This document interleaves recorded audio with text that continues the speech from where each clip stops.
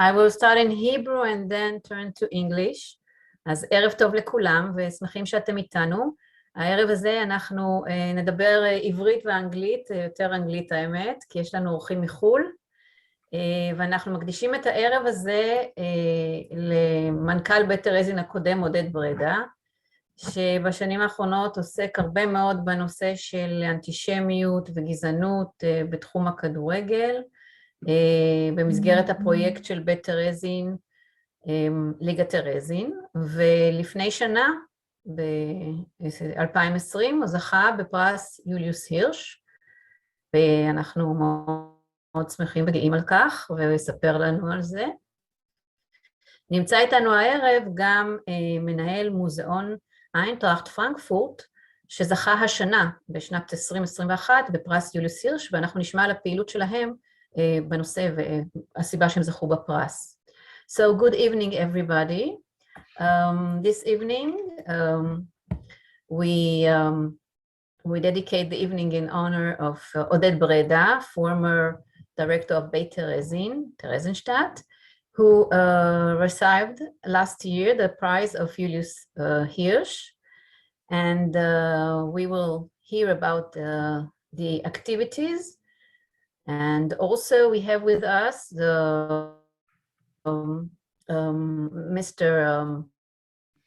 Matthias Thoma, director of Museum Eintracht Frankfurt, who won the prize for this year, 2021. And before we start, I would like to express our appreciation and thanks to Oded. And we would like to give him a certificate. I don't know if you see it. Well, no, you can't see it, but let me share the screen. Yes. And we would like to thank Oded for his work and the project of Liga Terezin, that every year he is going to Europe with this project, meeting football fans, talking about the history, the Holocaust, and also what is going on today in the football field and the sports. So thank you very much, עודד, ואנחנו נותנים לעודד תעודת הוקרה בשם בית טרזין על פועלו לאורך השנים, וזה שנים רבות עם הפרויקט שהוא יזם, ליגת טרזין, שבהחלט מגיע לקהלים אחרים ושונים, ועושה עבודה מאוד חשובה בחול. ועכשיו הבמה שלך, עודד. עודד, this is yours. Okay, first, thank you for the certificate. I have still some free space on my wall behind me. Thank you. Shall we start with a small clip about Julius Hirsch, and then we can go on?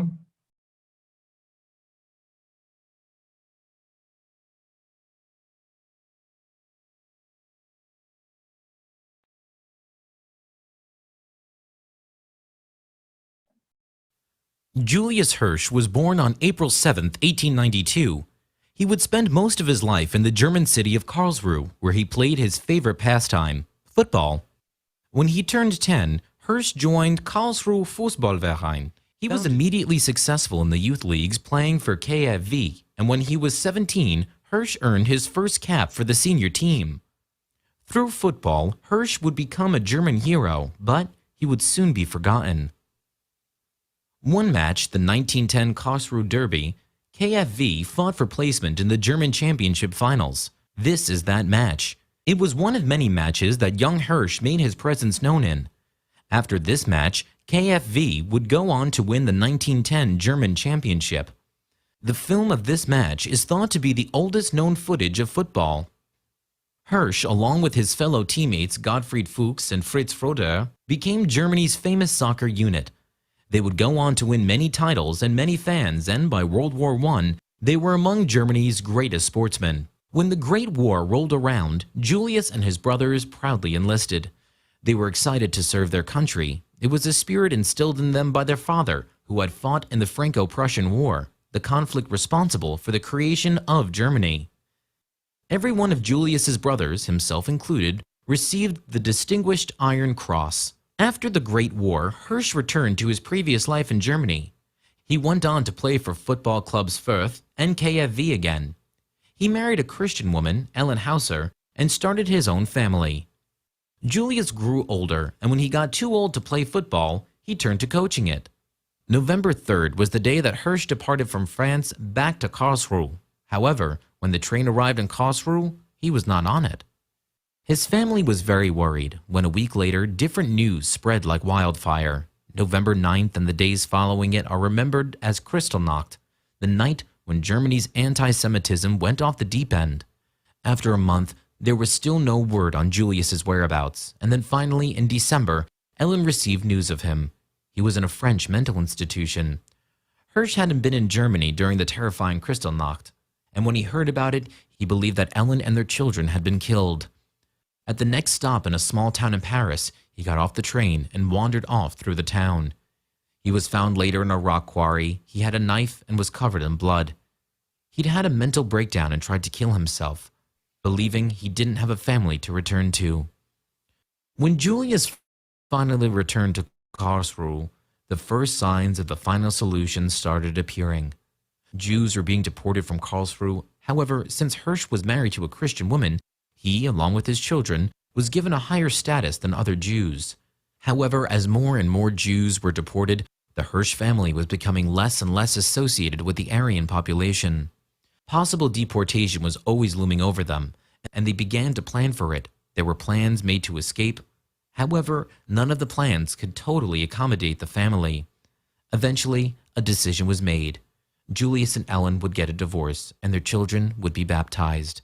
The plan was set into motion when, in December of 1942, Julius was sent out of the Hirsch family house, and Ellen changed her name back to Hauser. Esther Hirsch was almost 15 and still not baptized when Julius was ultimately going to be deported. March 1st, 1943, when the day Julius Hirsch boarded the train for Auschwitz, 2 days later, Esther turned 15, and within a few days of her birthday, she received a postcard from Julius. He had sent it when his train had stopped in Dortmund. It remains unclear whether Hirsch ever actually made it to Auschwitz. His name doesn't appear on the books at the infamous death camp. After the war, he was declared dead as of the 8th of May, 1943. In 2005, the Deutscher Fußballbund, Germany's governing body of football, introduced the Julius Hirsch Prize. This prize is awarded by the DFB to individuals who represent the sanctity of human dignity and in opposition anti-Semitism and racism, who oppose the exclusion of people, and for promoting diversity in the face of discrimination and xenophobia. Julius Hirsch is a German and Jewish champion.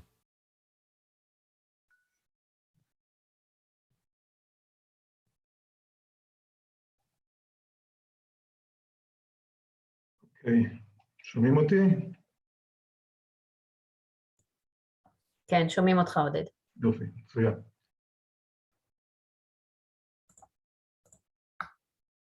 אוקיי, אני מעלה כאן איזושהי מצגת קטנה כדי שיהיה לנו סדר. So this is a small presentation about Liga Terezin project. I started to work as the director of Beit Terezin in February 2009, and a few days, I think, after that, arrived a guy, which I just saw is joining into our session, Guy Raz. Hi, Guy.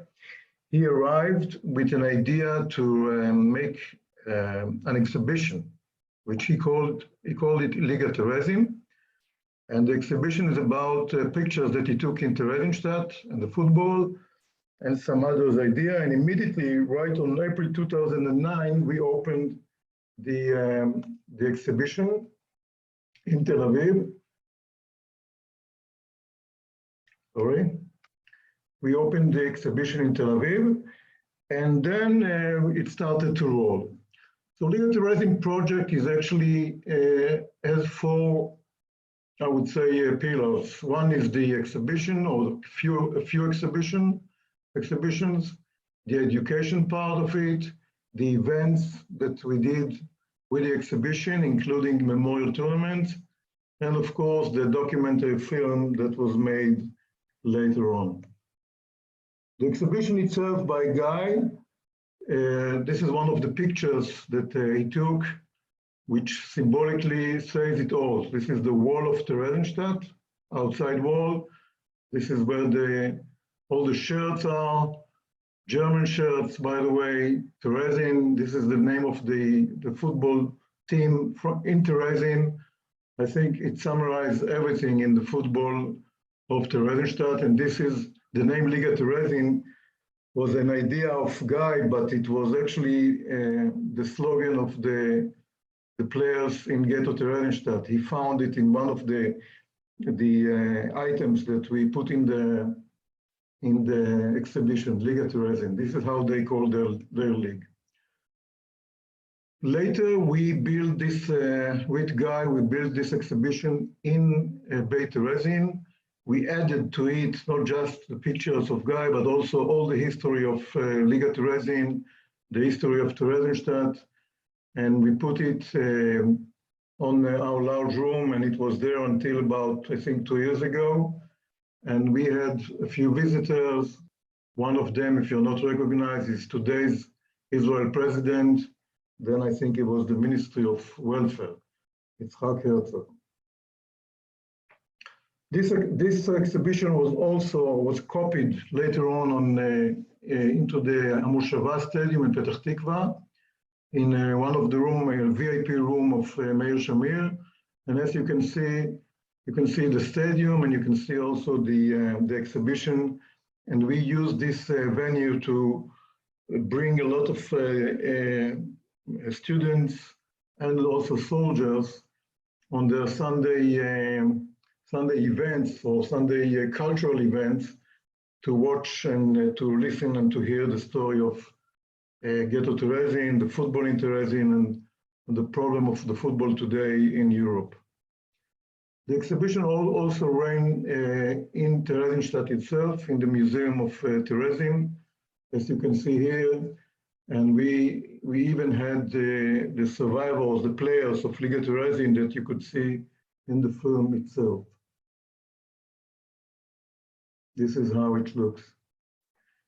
The education part was talking about quotes from the life of the survivors. The game was our life. There were Jewish teams. There were Jewish players, only Jewish teams, only Jewish players. And we talk about the survival. We talk about some resistance with the fact that they continue to somehow live their normal life. We talked about Freddie Hirsch. I'm not going to talk about Freddie Hirsch now, but those who know the name, he actually ran or established, I guess, all the sports in Theresienstadt. And we talk, of course, about the deception, the way that they could live their life, even play football, without knowing what is coming only a few days or months ahead. The educational program was not only in Beit Theresien, but also outside. There was a program in, for example, in Maccabi Tel Aviv club, with all the youth club. And as you can see, people learn about Holocaust by watching the empty pitch. And we talked to them about how this wonderful place can be sometimes violent. The other thing we did is memorial tournament, and we brought adults, and we brought mainly youth to the tournament. This is one of the tournaments that I think Stuart is here. Stuart Lustigman is here with us, and he was then the head of the mission from Maccabi Britain, and they play in that league. And as you can see, each team in the tournament wore the name of one of the teams of Theresienstadt. Even one of the team, by the way, was called even Arsenal. So for our Britain fans, we gave them, then we found out that they like Tottenham, but never mind. This was running almost every year since 2010 till now. We have this yearly tournament of Liga Theresien. And then there was a turn in the whole program. And as you can see, this is nothing to do with Liga Theresien. This is CNN article about monopoly, and this is where I would like to bring in, I would like to talk with Mike Schwartz, which is the director of the film Liga Terezin. And Mike, you can open your mic meanwhile. And I would like to ask you, how did you come to know Liga Terezin, and how the idea of having this film started in your head? Can you hear me? Sure. Okay. Thanks very much, Oded. It was already around 10 years ago when CNN asked us to do a story about Monopoly. And instead of going to a toy store, I decided, to look about it. And I found, the whole Monopoly game in Beit Terezin. So we arranged to come and do a story on Monopoly. But before we got to the Monopoly, we saw the exhibition of football. I'm talking about my cameraman, Avi Kanner, and I. And it was really something that we'd never even broached as a concept, that there could have been football in the Holocaust. And then we started talking to Oded about, the exhibition and what was going on, and football in general. I think we started the story about an hour late when it eventually happened. And after we finished, on the way back to the office, Avi and I talked about it, and we said, well, this is an amazing story, but we want to do it ourselves. We want to do it in the way that we see it should be done. And we're going to produce it, we're going to direct it, and it's going to be for ourselves, with nothing to do with CNN. And that's basically the way the way the film came about. I think for me, there were three important motivating factors. The first was obviously, as a producer, any kind of documentation or speaking to direct survivors of the Holocaust, I feel is a privilege. And it was a privilege to be able to have these people telling their stories in the film. The second thing that was really interesting to me was the whole concept of how second generation Holocaust survivors, children, are dealing with the whole topic. And there, Oded, played a very important role, because I must say, as far as the stereotype is concerned, he was something, completely out of the stereotype. He was involved in football. He was from high tech. He understood the Holocaust. So it was an important thing to be able to show how second generation people are dealing and trying to get people involved in the commemoration of the Holocaust, the understanding and the education of the Holocaust through their projects. And then the third thing was, the obvious angle of the importance of showing anti-Semitism and what is being done to combat anti-Semitism, and how anti-Semitism fits in the game today, which made the whole project very, very current. It wasn't, it had important aspects of the Holocaust, but there was a lot of currency as well in the project. And through that, we got to the German Football Federation and the kind of things that they were doing inside Israel when they were coming here to play their games. So I would say those were the three main motivating factors. When I made the film, somebody asked me, who's your target audience? Who are you making this film for? And we didn't have a target audience. It was a film that we wanted to make for ourselves, be able to tell for ourselves and do it ourselves, which we did. And then, the great amazement was, where the film got picked up and appreciated most was in the whole cadre of the ultras and the German football fans, which I think Oded can expand on. Yes, and I think that when you said we didn't know exactly the audience, I think that we already took a decision. This is not going to be an Israeli film, okay? So we didn't speak Hebrew in this film at all. we knew that the subject will be much more universal than rather talking about Israeli family or my family. So we took it, I think, we put a lot of subjects into it, and we found out that most of the subjects really served us later on in our tours in Germany and in other places. Here in the picture, you can see that Mike and Avi taking the film in the Dresden barrack, in the actual place where the football was played. This is how it looks 10 years ago. Now it looks even worse because the roof started to fall in. Maybe Matze, the director of Eintracht Frankfurt, will tell you about it because they were there only 2 years ago, before the Corona time. And we talk what was really good about the film, that we talk with survivors, with actual survivors that were there. For example, the one that we discussing here, he took part in the film, in the propaganda film itself, and we could talk to him because he was actually 15 years old and he was an assistant to Kurt Geron, the director of the propaganda film.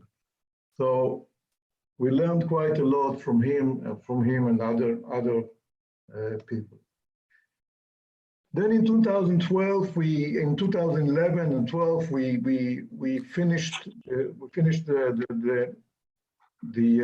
film, and meanwhile there was the Euro 2012 in Poland and Ukraine, and I noticed that only 4 teams who actually used the 2012 games in Poland to visit Auschwitz. In Germany, of course, Holland, France, and England. All the other teams didn't bother to add any memorial to the Holocaust, to the fact that they were playing in Poland or in Ukraine. So I guess this is how we understand who is our audience. So later on, the end of 2012, actually 2013, there was a connection. The connection was done by an ex-Israeli that was working in the DFB, in the Deutsche Fußballbund, and there was a visit by the president of DFB and his people, and they came to Beit Terezin, and they learned about the story of the football, and since then till today, we're working together, and I'll tell you about this. And Tzvi Cohen, which is here with us, took a really big role in explaining the story of Theresienstadt, and of course he did it with his grace and his knowledge and the language, of course. The other organization that we work together with them is called Nie Wieder, which is never again, or Leolam Lo, or translate as you want. They have a visionary by the name Eberhard Schulz. I hope he's here, maybe not, I don't know. But Eberhard, Nie Wieder was established in 2004, and this is a kind of a roof organization for all the fan clubs and fan projects regarding the activities against anti-Semitism, racism, and all the xenophobia and homophobia, whatever, all those issues that we are concerned, especially in the stadiums and in society. And since then, every January 27th, they're having events in the stadiums all over Germany, especially on the first league, on the Bundesliga 1, Bundesliga 2, and other leagues. They have the We Remember in every stadium, and you can see it till today, and you will see it next month. It's getting bigger and bigger all the time.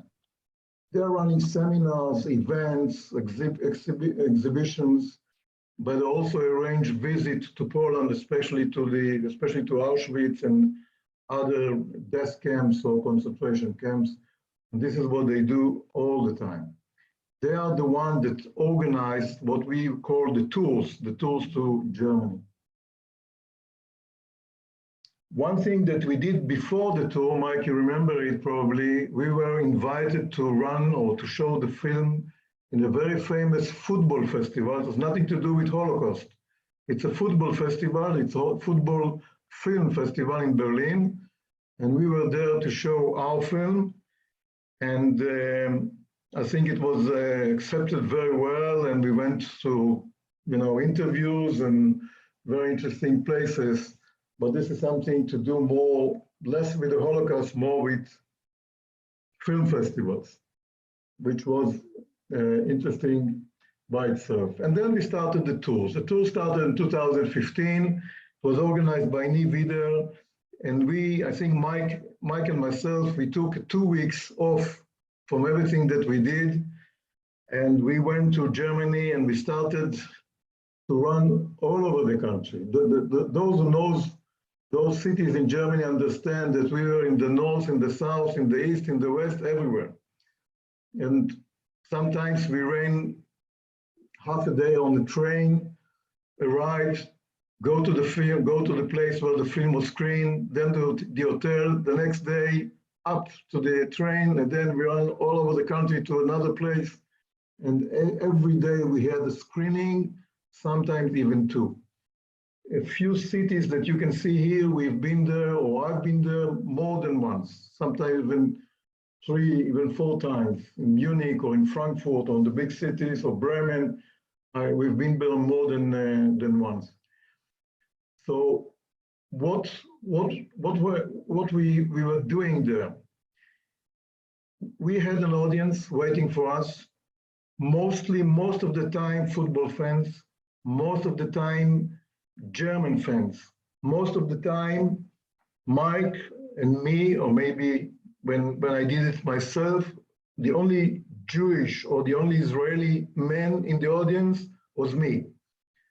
And I was really, one thing that Mike and me, when we talk about it, is that we didn't really understand what's going on. Why so many people are interested. I'll show you a few pictures later on from specific events. Why so many pictures are coming for this, and why they are fighting anti-Semitism, and what is the reason for this? And some of the fans, or some of the fans organization or fan clubs, even had a reputation, of a bad reputation. We've been, for example, to Munich. Let's see. Okay, this is. I'll talk about the picture. So it's not a chronological view, but for example, in Munich, we found out that Sky TV in Munich, they have about 4 million subscribers, and they asked us to come and to a live interview, which took about, I think, 15 minutes or so, but almost 1/3 of the program. It was live. I've been asked questions in German. I had an hearing in my ear, and then it was translated a few seconds after I was asked. And for me, it was the first time ever to do something like this, which is listen to someone that speaks to me German, and then I get the English in my ear, and then of course I speak back in English. And when I got later on, when I got this clip or this film, I didn't understand anything that I said because it was dubbed to German, of course, and I have no idea what I was saying. So this was one of the interesting experience, and it was aired primetime TV, and we didn't really think about that something like this will happen. We went to Munich, and we had quite a famous fan club that's called Shikeria. Shikeria is the club that discovered in 2007, I mean, it was not discovered, but they actually put the name Kurt Landau, which was the chairman of Bayern Munich before the war, before the Nazi came to power. He was the chairman of Bayern Munich. He won with Bayern Munich the first time in 1932, the first championship, but he only enjoyed it only a year because in 1933, he actually was sent to Dachau. He got out of it, and by some wise decision, he escaped to Switzerland, where he spent all the wartime. in Switzerland. He got back after the war to Munich, became again the chairman of Bayern Munich for another 6 years, and then he retired. Today, later on in the 50s or in the 60s, his name was completely forgotten. It was not mentioned until 2007, when Shikeria did a huge, what they called choreography on the stands, with 7,000 spectators putting his picture and his words. And since then, the club itself, Bayern Munich, actually put Kurt Landau as the, how they called it, honorary chairman for life, or I don't know. He was not living then, but he's got his reputation and his honor back. We were in Bremen, we found those nice guys. They didn't allow us to take picture of their faces. German fans don't like to put their faces because they have, many of them has a few issues with the police. This was in Dortmund. Again, another place that is working very hard on the fighting anti-Semitism, visiting Auschwitz. We have a dear friend over there, Daniel Hirsch, which even came to Israel a few times. I think the last thing the Dortmund club did is exactly right before the Corona time, just on January 2019, when, no, 2020, sorry, when it's really just started, there was a huge event in Yad Vashem, and they were there donating €1 million to Yad Vashem archive, which is the new archive that is going to be built. And this is a football club that gave so much money, and they're still doing a lot of work regarding the fighting anti-Semitism. And I think we've been there a few times, not just once. I think that the secret about that I'm going to tell you later on why we think the German fans are doing what they're doing now, I think we discovered it in the Gestapo memorial in Dortmund, where Mike and me were there. This is, for example, an occasion that, as you can see, this is a sports bar in Munich. We arrived to this sports bar. We have no idea what we are going to have there. And the sports bar is a sports bar. A lot of screens, a lot of shirts, a lot of scarves, a lot of all kinds of commercials and commemorations of football. And it was packed, I think, by over 200 people there. And this is where we sit, where we talk about Holocaust in a sports bar. And I think Mike maybe will tell us some story about this later on.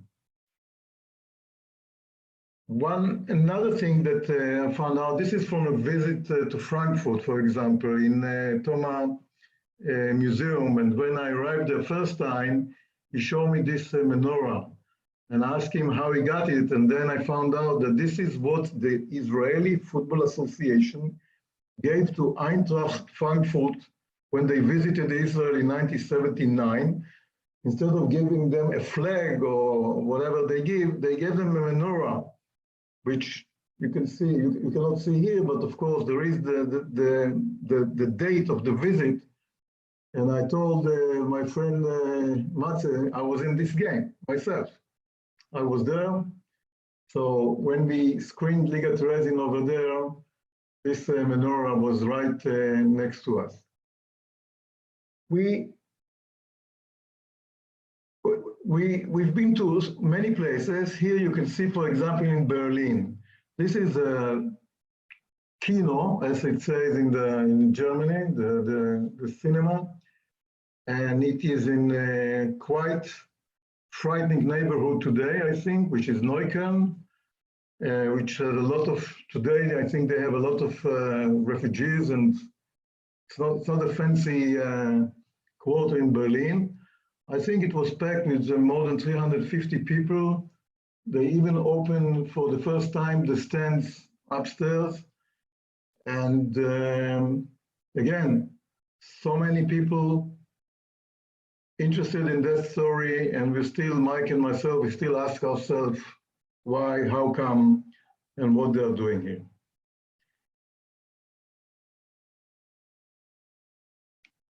The other cooperation that we had with DFB is when the German Football Museum was open, I think in 2015 or 16, I don't remember exactly, no, 17.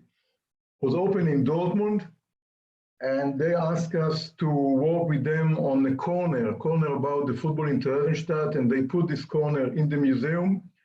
And only 5 meters from where I stand in this corner, there was another exhibit that you can see there, which is the Julius Hirsch, the original Julius Hirsch. This is where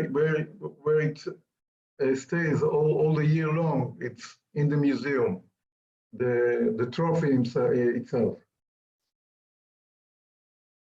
The other thing that we are doing with the DFB is every year, no matter what, even right after the shooting with Gaza Strip, whatever, they send their under 18 Germany team to what is called the winter tournament. They stayed here in Israel, and they keep sending the young guys always for half a day to Yad Vashem. One of the evening is dedicated to Beit Terezin. Usually it's Tzvi and myself. We were coming to this place. We showed them the film. Tzvi talked to them about his experience as a young boy in Berlin during the war, and of course as a boy in Theresienstadt, and later on how he got out of it. And I think that this is, I think Tzvi, you've done it only about 10 days ago, right? Okay, I think that they were here at the beginning of December, and Tzvi was hosting them again. Okay, so this is what we are doing with the DFB. And one thing that I would like to ask Mike is to add a little bit about the tours that we were doing together. And later on, we'll move to Eintracht Frankfurt and listen to what German fans are doing for this subject. So Mike, can you just add a little bit about the tours? Okay, there are two stories that basically hit me on the head when I think about the tours that we did.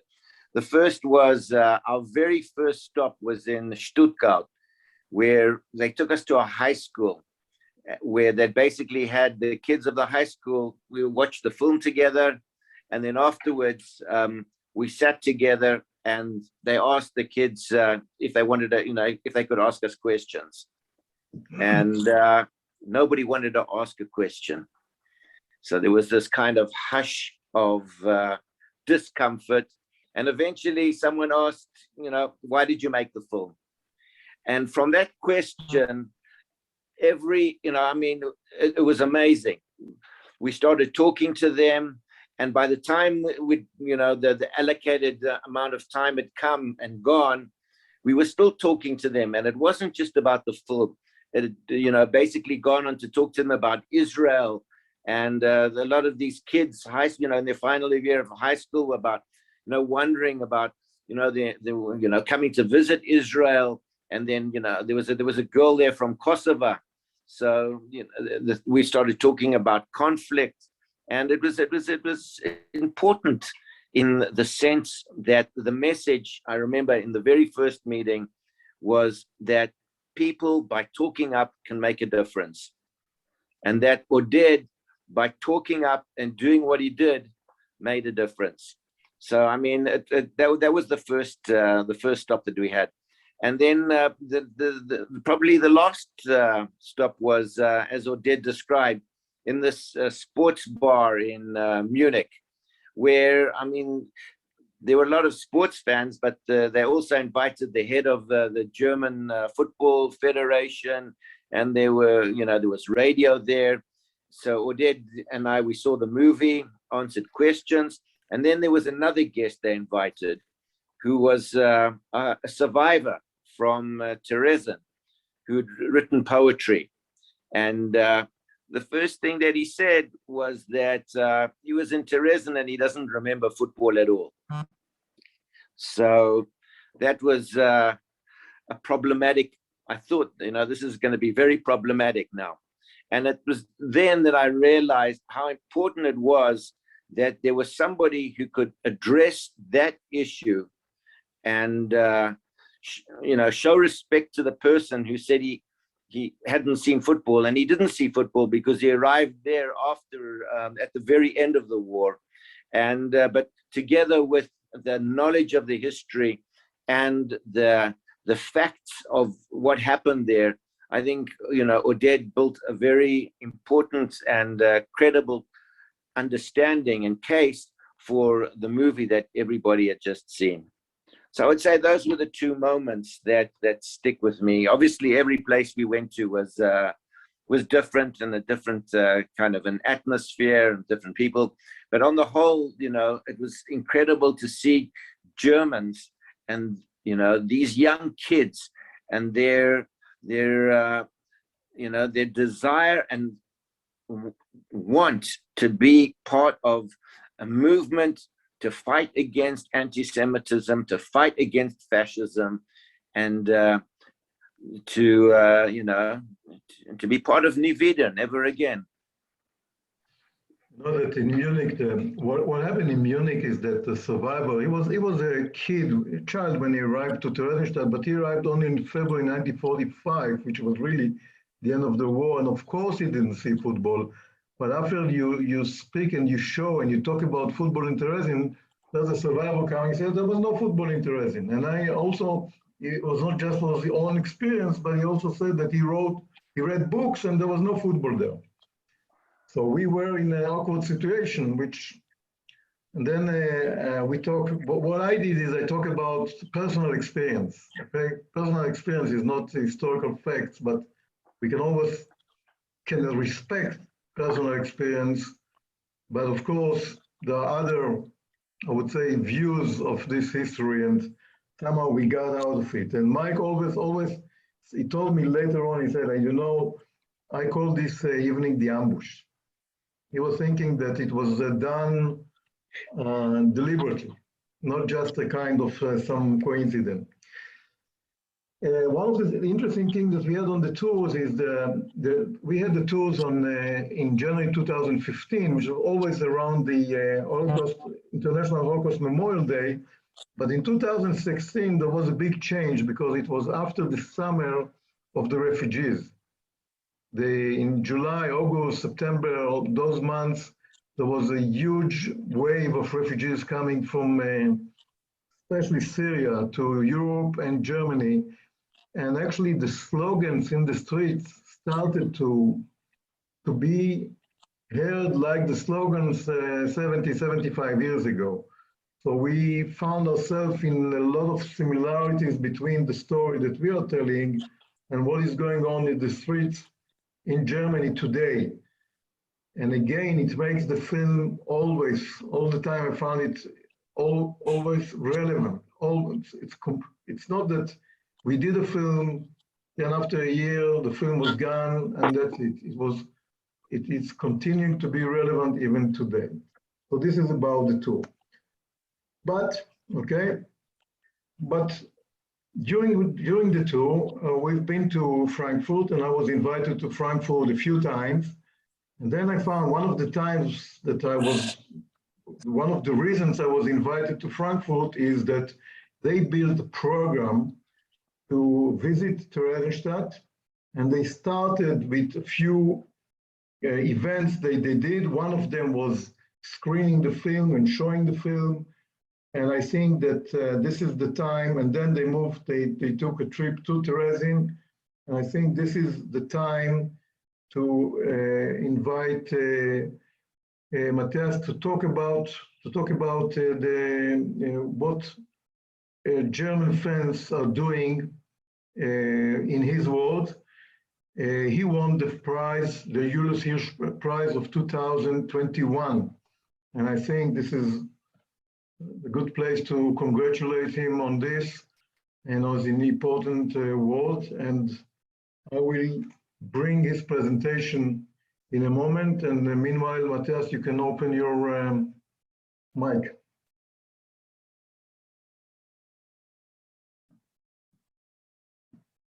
Okay. Thank you. First, I'm very happy then I can talk to you a little about our projects here in Frankfurt. And when Oded spoke about the menorah he found in Frankfurt, it was from 1979.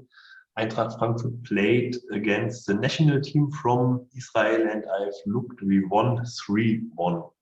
The goals made Hölzenbein, Bukuncha, and Bernd Mickel.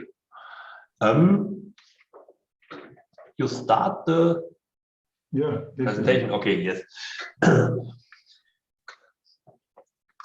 I will show you a little things we are doing in the museum, and I will show you some information about our tours we made, and we won the Julius Hirsch Prize in 2021 for our concept of working with the history.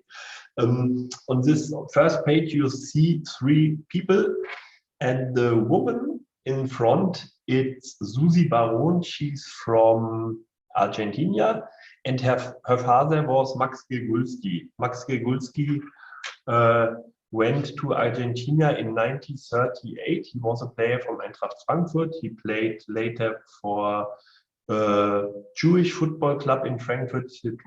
His name was Schild Frankfurt, and then he had to go to Argentina. He survived.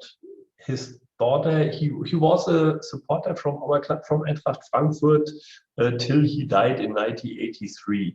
And I don't know the year, we laid a stumbling stone. I think you know them, those golden stones. And when we laid the stone, Susi came to Frankfurt to watch a match from Eintracht Frankfurt, to see the stone, and we met her, and we have good contact to Susi till today. The 2 men behind, that's the grandson and the great-grandson of Emil Stelzer, gymnastic from Eintracht Frankfurt. Emil Stelzer was a Jew too, and he was deported to Buchenwald, and he died in 1943. And we also came in contact to the relatives of Emil Stelzer. They came to Frankfurt to see the stones for her grandfather and her great-grandfather. They came to see a football match from Eintracht Frankfurt, and so we are going in contact to relatives in the whole world. Also in Israel, we have some in Israel, but also in Argentina, in Chile, in America, and in Brazil. If you are going to the next page, Oded, just a small view to our club. That's the stadium from Eintracht Frankfurt. Eintracht Frankfurt is one of the biggest sport clubs in Germany. We have 90,000 club members. We were founded in 1899. We won the German championship 1 time. That's not so much. We won the German National Cup 5 times, and 1 time the European Cup. And in the last 5-6 years, we are playing in the European Cup many times. In 2013, we played in Tel Aviv against Maccabi, and we lost 2-4 at Maccabi Tel Aviv. And we said it's the twin town from Frankfurt, and so we could lost there. If you are going to the next picture, that's our museum. We have a small museum. It's 430 square meters, and we make work. We want to show the history of the club, and we want to show that football is more than just a football match, that there's a group who's working together, who's playing together, that there are many supporters. And the museum is in the stadium in Frankfurt, and maybe we have 35,000 visitors in a year. We make tours through the stadium, we make tours through the museum.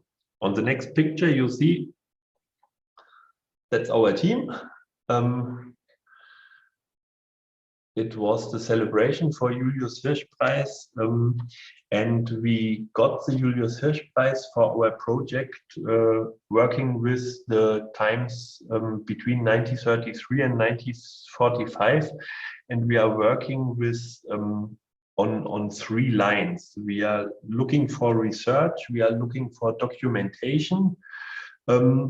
The second part is we want to get in contact to supporters, we want to get in contact with schools, with children, with youth groups, to make work with them and show them how could this happen, Holocaust, how could happen Holocaust, and it's a good way to show how it works in a sport club. From 1933, when they started, you can't play with us, to 1935, and it was every time a little better for the people. From say you can't play with us to the deportations. You can show it in a football museum, or you can show it in a football club. Perfect. The third place we want to do is creating places of remembrance.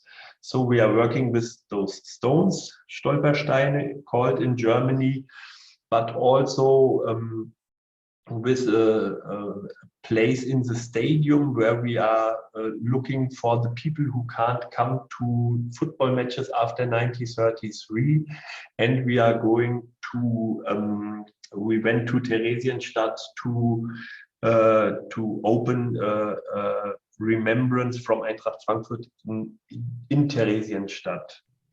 If you are going to the next page, Odette.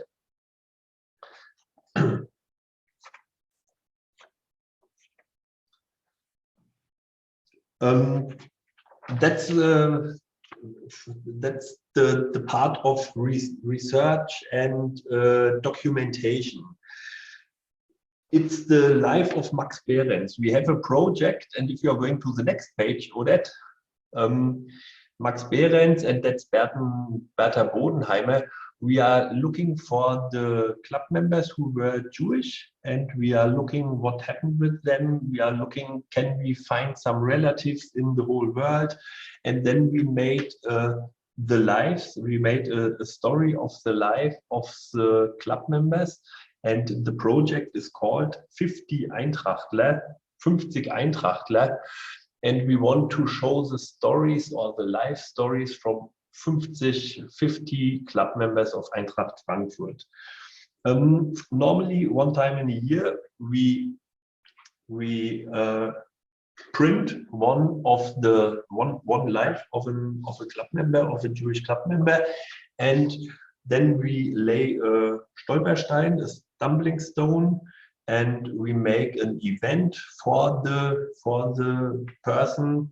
Some of them survived, some of them were killed, were deported, and we are looking to our idea is to bring them back into the club family. So the stories are sometimes 1 page, sometimes we have stories from 6 or 7 pages. And if you are going to the homepage, that's the link. There you can find them. And if you're looking, it's just in German. We have 2 or 3 we have in English. If you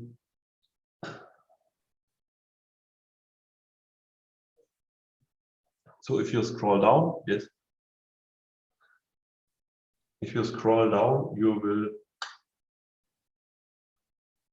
find the lives. Abraham Rosenberg, he was a boxer. He was a boxer for Eintracht Frankfurt. His son is living in Tel Aviv. Bernhard Flörsham went to England. He was at a children's transport. He went to England. Friedrich Schafranek played for our team, for Eintracht Frankfurt. He survived Auschwitz. And if you are going down, you find Wilhelm Katz. He lived in Haifa till he died in the 18th. And that are all club members from Eintracht Frankfurt. And if you are going on the picture from them, you find the life of them. That's one of the work. The other part is what we did. Now we are changing, because in Germany, and Oded spoke from many clubs who are working with National Socialism, many clubs are looking for the people who were killed, who were deported, who had to go to other countries. But now we started to look who were the people who did that. So we are changing and looking for the responsible officials. And we had one, it was our honorary president, Rudi Gramlich. We won the German championship with him. We won many trophies, and he was honorary president. But nobody spoke that he was in SS in the 40s, and he went to Krakow and to Prague, and he bought a Jewish factory cheap. And so we worked with Fritz Bauer Institute, and they made a documentation about the people in Eintracht Frankfurt who were responsible officials between 1933 and 1945. And so in 2019, we stopped the honorary presidentship of Rudi Gramlich. We are working with schools, and this man is Sonny. Now he's 90 years old, Sonny, and Sonny is a big supporter from Eintracht Frankfurt. And Oded spoke that the supporters are very interested in the history of the clubs, and he spoke about Chiqueria. You can see Chiqueria it's a crazy group, and in Germany you have ultras, you have hooligans, and they are fighting, and sometimes they are very crazy, but they are politically very correct. Chiqueria is looking for Jewish club members from Bayern Munich in Germany, in Frankfurt. Our ultras are very, very political, very correct, and Sonny is a supporter like Chiqueria and Ultras Frankfurt, but he's 90 years old. But if you find photos from him when he was 20 or 25 years old, he was a fanatic football supporter, and he spoke about his time as a fanatic football supporter in the 15th, 16th and 17 years, but he didn't told us that he was deported in 1945 to Theresienstadt. And we started, when we heard it, then we said, Sonny, you have to speak with our supporters. You have to talk to them. You have to tell them how it was. And he said, no, I don't want. And then we started, he spoke with some teachers. Then Oded came, and Oded showed the film Liga Teresin. Sonny was there. And then more and more he spoke about his how he lived when he was 10 years old and when he was deported with his mother. And then we started the project. It was called Spurensuche, and Sonny went from the first event to the last event with us, with 30, 35 people. We made a tour through Frankfurt. There were 120 people, and Sonny came with. And then we showed the film, Liga Teresin. Oded came. It was the third time you were in Frankfurt, I think. And at the end of the project, if you show the next picture, that was the film event. And at the end of the project, we went with 35 people to Theresienstadt. And Sonny went back to Theresienstadt the first time after 1945 when he was deported. That's our group, supporters from Eintracht Frankfurt. Sonny is sitting in the middle. And at the end of the tour to Theresienstadt, we opened the stone in Theresienstadt in Gedenken an die Opfer des Nationalsozialismus, and it was a ceremony. It was a great ceremony with all the supporters from Eintracht Frankfurt and with Sonny on the right side. That's the one of the chairmen of Eintracht Frankfurt, that's Stefan Minden, and it was for the whole group, it was a big event. When we were in Theresienstadt, we were 4 times there. Sonny showed us where he lives. There's a film, it's just in German, but I can send you the link. You have to see the film. Sonny showed us where he was living, where his mother was living, what he had to do. He had to work in Theresienstadt. And all of us, we had the film from Oded in our head. And then we walked to see the pitch where they played. And it's a lost place. The Kaserne, he said, it's a lost place, but we could go to see the pitch, and the people, all of the group said, we have to this place must stay, because it's a great place to see that you are in hell, but you are happy to play a little football. And the idea from us was to make a point there where can meet the youth of Europe can meet in this Kaserne, but it's, I think, very expensive to bring it back to a good that you can work there, because it's a lost place. So that's what we are doing. Thank you very much.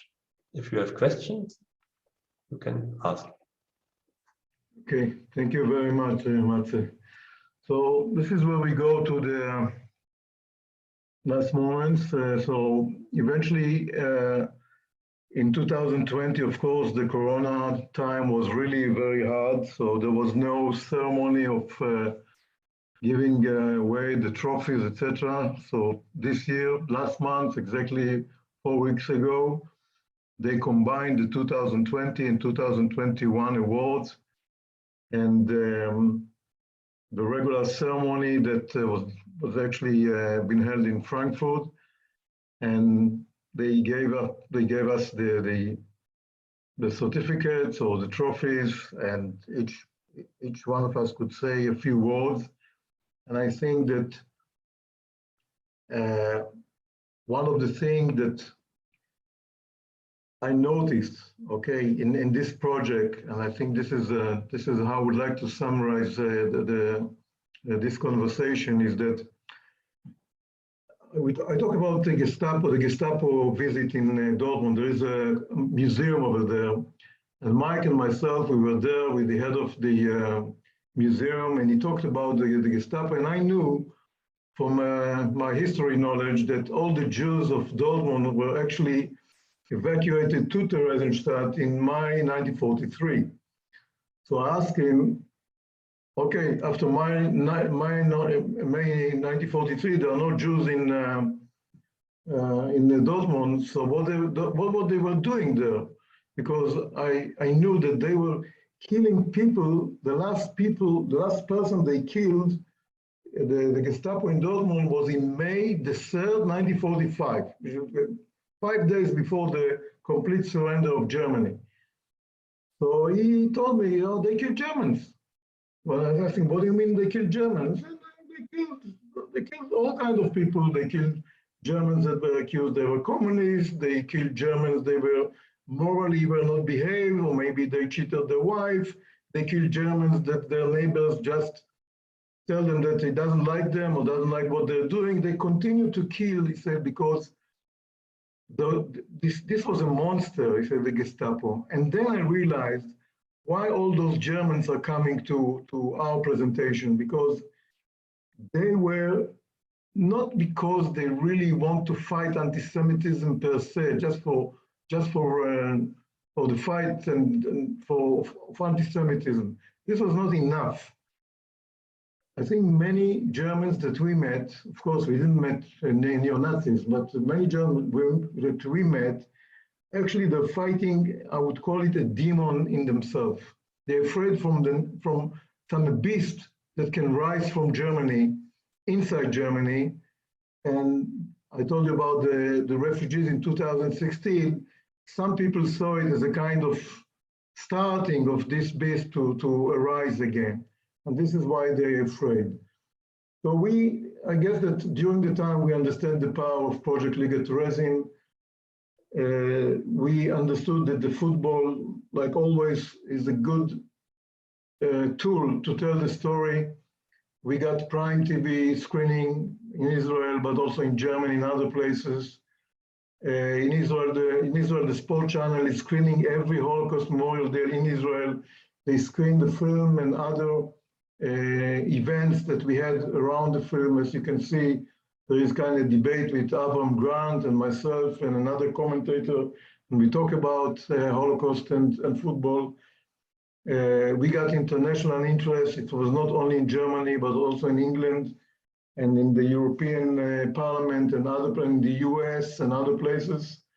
And we got, of course, into very, very large audience, much more than we could do it in Beit Terezin. So at the end of the day, those people know that I started my journey with this clip of paper, which was showing my uncle, my father brother in white in the propaganda film that the Nazi shot in Theresienstadt. And then we ended up with this recognition, I would say, of the work after, I would say, more than 10 years. So this is what I wanted to do, so to share it a little bit with you and see and to show what was the way that we took. And that's it. I bring back to you, Tammy, the conversation. Thank you very much, Oded. If there are any questions from the audience, you are invited to write it in the chat or to raise your hand if you would like to ask something. Okay. So I would like to thank you, Oded, very much, and also Matthias for joining us, and Mike Schwartz, and congratulations to Oded and to Matthias for the winning of the Julius Hirsch Prize. And תמי, you can. סטיוארט רוצה להגיד משהו. Yes, Stuart, please. Unmute yourself, Stuart, if you would like to talk.